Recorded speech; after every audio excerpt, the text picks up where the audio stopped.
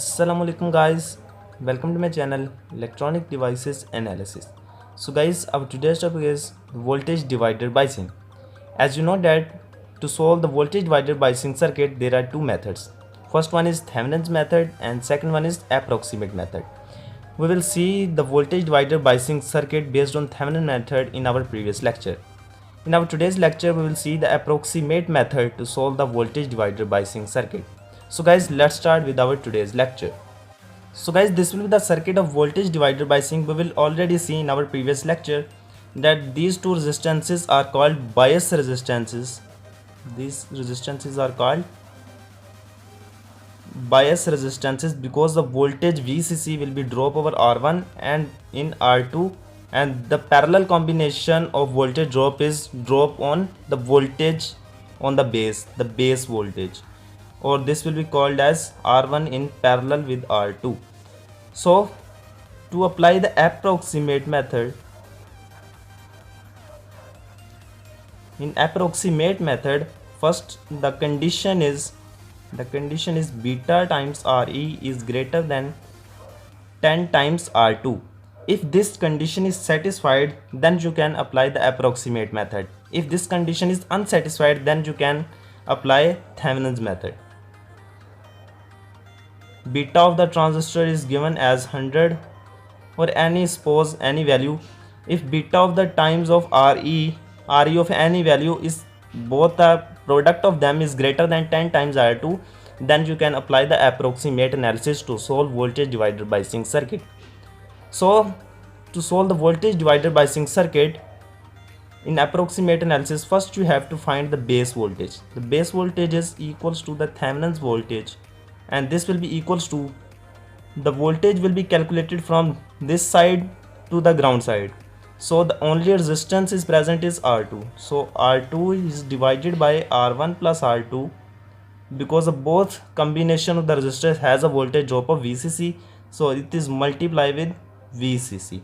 So you can find base voltage from this formula.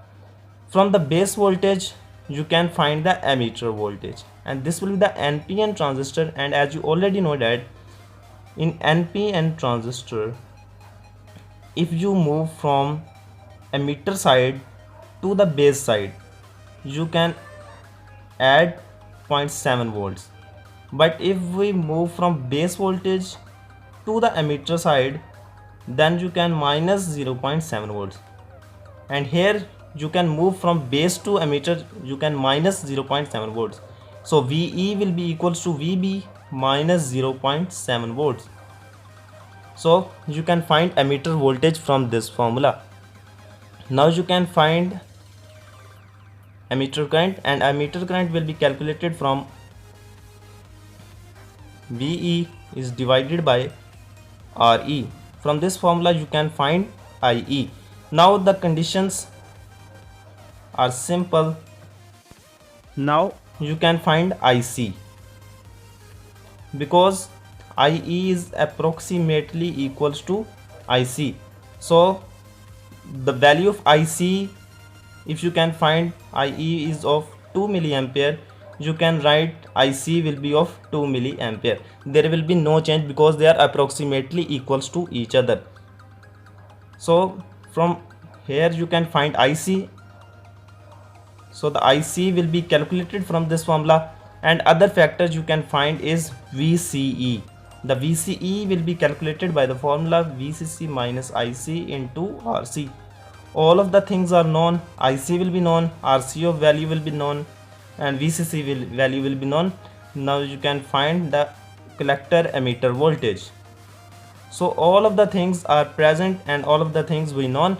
Now you can find the output characteristics of that circuit. Output characteristics are drawn between collector emitter voltage and the current IC, and here you can take a point VCC, and here you can take point VCC divided by RC plus RE.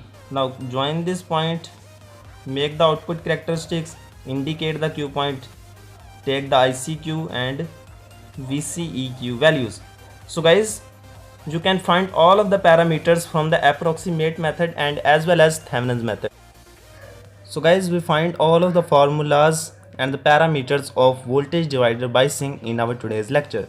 So guys, if you like our video, then press the like button and subscribe our channel for more updates. Thank you.